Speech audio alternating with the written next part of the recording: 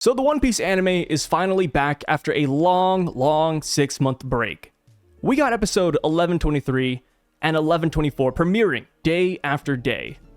And those episodes were phenomenal. The soundtrack, the art style, the animation, the new Frankie voice actor, the opening, the ending. There was a lot to give compliments to. And here's the thing. I reacted to both of those episodes over on my side channel Somnus. And I will admit, like I said, a lot of it was complimentary. But there were a couple of instances in 1124 that really made me scratch my chin. So when it comes to watching the anime as a manga reader, I feel like there's a lot of reasons why you do that. First up, you'd want to see everything animated, right? You want to see it all fluid. You kind of want to turn off your brain and just relax and watch the pretty images. You know, you want to see everything play out. And also, if you're a manga reader, you also hope that the anime gives more context or clarity to certain scenes in the manga. We see that a lot, right? Scenes that just get expanded upon, like Van Augur and Kuzan's trip to Whole Cake Island where they defeat Cracker. And the manga, we get a simple cover page of a frozen Cracker, and that's it. But in the anime, we got like a whole 30-second scene where Cracker's over here making biscuit soldiers, Van Augur's one-tapping them, and then Kuzan just does this and then it's game over. That's awesome.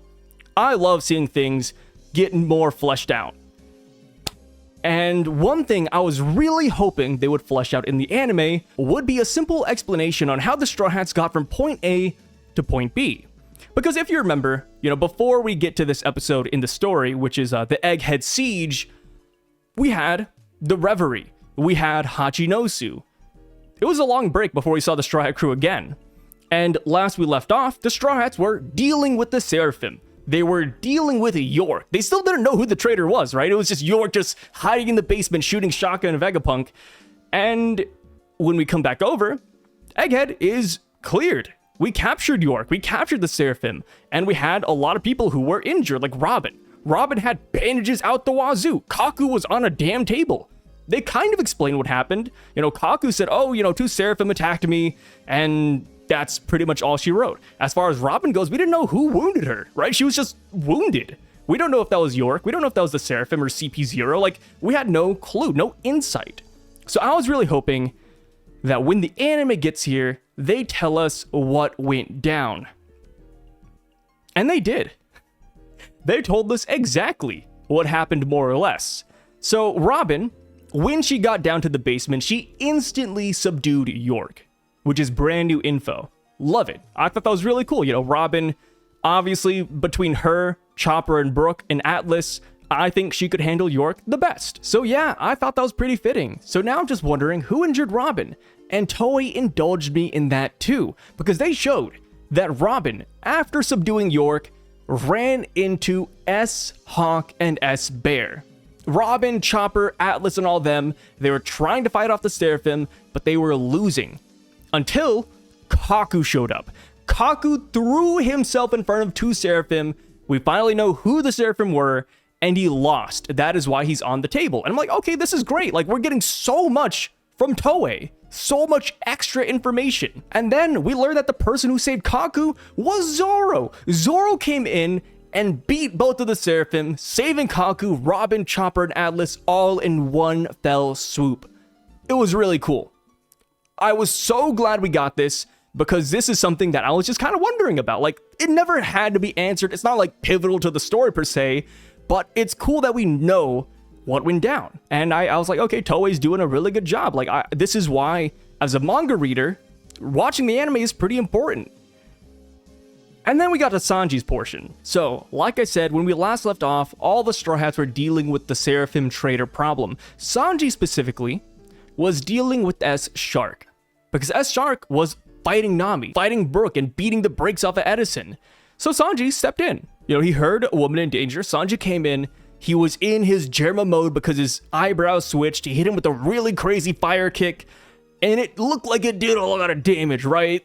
Dude, S-Shark's eyes rolled to the back of his head. You could see the white all around. And then we get a little panel where S-Shark tries to attack Sanji, and it does 0 damage. Sanji just absolutely tanks that punch, and that is what we left off on in the manga.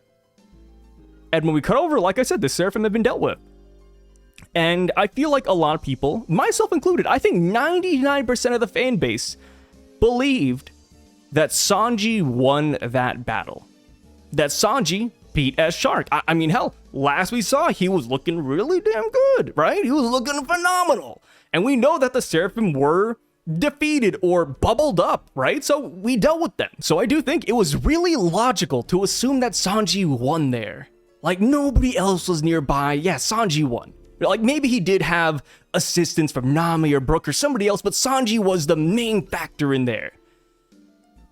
But Toei came in.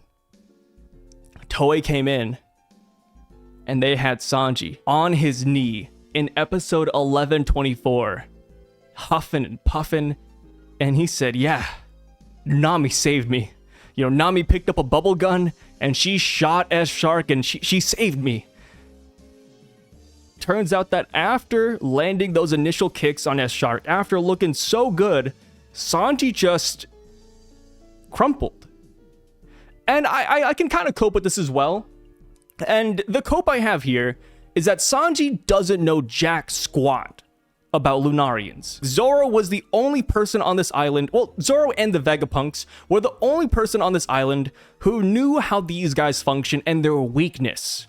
Zoro told Luffy, Lucci, and Kaku about the weakness, so they should know how to deal with these guys pretty handily, right? After a while, after learning how it works, they should be able to deal with the problem. My cope for Sanji is that he did not know how to fight these guys.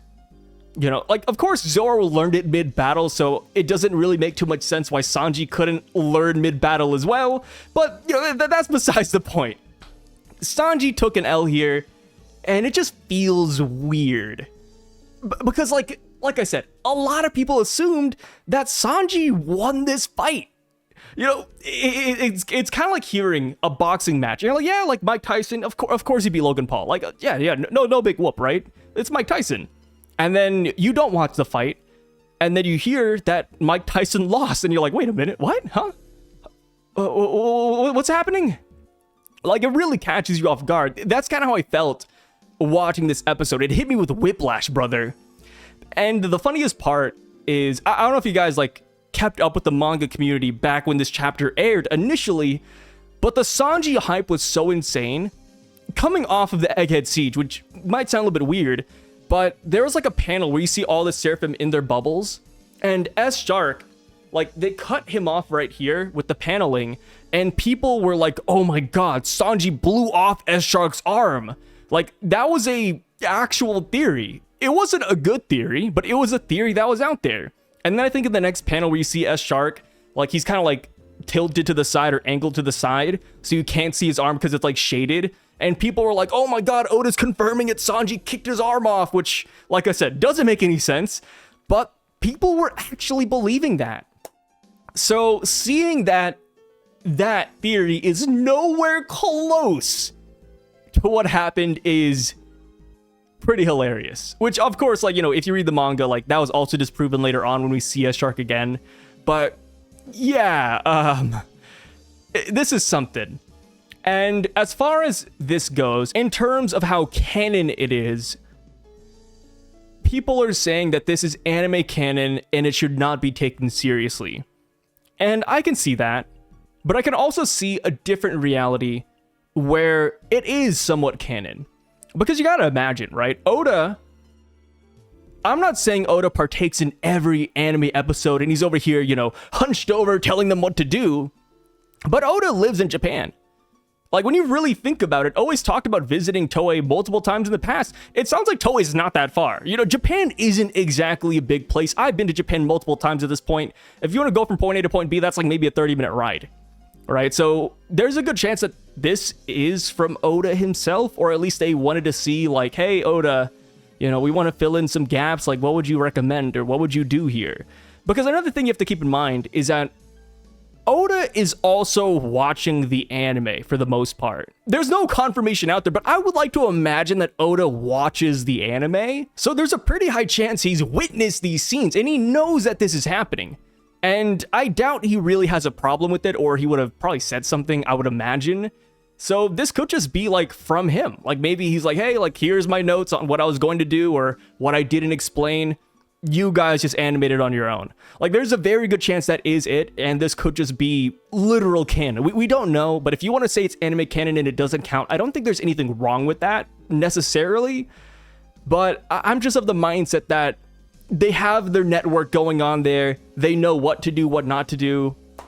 And yeah, I thought it was really strange how hard they slandered Sanji. I think coming off of 1123, people were mad that they didn't put Sanji in the middle of like the whole spread where they captured York. I didn't think that was a big deal. It's like, oh, it's whatever, like it's a small thing. But this is actual like Sanji slander, brother. You know, saying that Zoro defeated 2 Seraphim and Sanji couldn't beat 1 is kind of crazy. And I think the funniest thing is that I don't partake in like the whole Sanji versus Zoro debate. Like, I feel like most fans agree that Zoro is stronger. Like, that is the hierarchy, right? Luffy, Zoro, Sanji. That is simply how it is. That is how it will always be. But I feel like Sanji is always like right behind Zoro. Like, the gap shouldn't be like astronomical, but the way they portrayed this scene in the anime made it seem that way. Like, it was heaven and earth. And yeah, I would just like to hear your guys' thoughts on it. Like I said, I'm not taking this too seriously, but I was like really shocked by it. Like rarely do I get shocked by scenes in the anime like this. But I remember I had to like pause the episode for a little bit and just go around. I had to go back to the manga. I was like, wait, did I miss something? Like, did this happen? Like, what is going on? And yeah, I mean, maybe there's a guy at Toei that just really hates Sanji. This could just be from Oda's notes himself. I'm not too sure. This is gonna sound ridiculous, but I was okay living in the false reality, the delusion that Sanji simply won this battle. And the most insane part is that it's fine to live in that reality too. Like, it did no harm to the story, to the power scaling or anything. It felt like a retroactive L. Like, they went out of their way to do this. If Oda didn't tell them to do this on his own, right? So yeah, it's a really silly situation. I mean, I get it. Like, Sanji doesn't know how to fight the Seraphim, but Sanji also just tanked a punch from S Shark. Like, Sanji tanked the punch from S Shark last we saw. How was Sanji on his knees? How did that happen? You know what I mean? Like, did the Jerma DNA run out or something? I'm not too sure, like, how we got from point A, where Sanji was, like, mean mugging him, you know, kicking him with his feet, and then next thing you know, Sanji's like, oh, whew, Nami saved me, man. Like, oh my god. Like, the thing is, too, is that it would have been fine with Nami saving him. I think there's nothing wrong with the Nami saving him or a Vegapunk saving him, because they do end up in the bubbles. That is the only real way to put the Seraphim down. You have to nullify their Devil Fruit abilities. You're gonna have to imprison them somehow. So if Sanji doesn't beat S Shark, I think that would be fine. But to just display him in this manner, I think is a little bit too much. Sanji could have crawled out of this scenario with so much more grace if they just gave him another 5 seconds. If they just altered that scene, he would look much better. Like, imagine, instead of Sanji on his knees saying, oh, you know, Nami saved me, why not have Sanji just posed up, you know, like he was last when we saw, tanking attacks, and he's like, yeah, I don't know how to beat this guy. And then that's when Nami comes in and boom, bubble gun. The optics would have looked way better for Sanji in that scenario. Because Zoro, on the other hand, looks so freaking cool in comparison. Zoro doesn't even have 3 swords out. Zoro is, yeah, just, wow, like 1 sword style, bro. 2 Seraphim, whoa. 2 Seraphim, 1 sword. Zoro put him down. Oh boy. Despite the rant, despite everything I've just said, I still like that they added this scene in. Like I said, as a manga reader, I watch the anime for extra context and scenes like this. I think this is what really makes watching the anime well worth it, because now I can partake in this silly debate and just, you know, kind of laugh at what is happening. And the thing is, like I said, I'm a Zoro fan, I'm a Sanji fan. I like them both equally, man. But it kind of sucks seeing one of them shine so brightly and then the other one's just like, you know, down in the mud. It's like, damn, bro, like these are the boys, man. This is the duo. They did them like this. But yeah, bouncing off of that, I still really enjoyed that they added these scenes in here, and I hope we get more scenes like this in the future. Not scenes slandering Sanji by any means, you know, hopefully they're done with that. But I would love if we get more contextual scenes. Like, maybe we get more of Zoro versus Rob Lucci. Maybe we get more of Sanji versus Kizaru, Luffy versus Kizaru, you know, Saturn versus everybody. I think that'd be amazing if Toei took those scenes or those plot points and added more to it. That's kind of what I'm hoping for. Hopefully Sanji doesn't look worse by the end of Egghead. Like now, every time Sanji's on screen, I gotta start paying attention, you know? Like when Sanji blocks the Kizaru beam, imagine they add in a line where Sanji says, ow, my leg, my bones, they're breaking. Just something slanderous. But yeah, I don't think there's an agenda against Sanji. I think this could just be two crazy coincidences or accidents in a row. But like I said, I will start paying more attention. Like, is there really something going on here? Because I saw that even the Japanese community is kind of pointing this out, right? Like, it's one thing if we complain, right, as people outside of Japan, but I have seen a lot of Japanese accounts coming out saying, yo, like, what's up with this? Like, this wasn't here. And then they got, like, the Sanji profile picture. It's like, bro, that's crazy, man. It's a bad day to be a Sanji fan, dude. But yeah, I would love to hear what you guys think about this. Do you think this is funny? Do you take this seriously? Do you hate what Toei's doing? Do you think somebody at Toei has it out for Sanji? Do you think this is Oda's master plan? I would really love to know all your thoughts down below, because I'm really conflicted about this one. Like, if it's a gag, it's whatever, but I feel like this might just be, like, too far, unless this is from Oda, but who knows, man. I'll catch you guys later. I wasn't planning on making this video. I just hopped out of the shower and I was like, okay, I gotta talk about this, man. I gotta talk about this. But yeah, you guys have a great night. Catch y'all later. Peace out.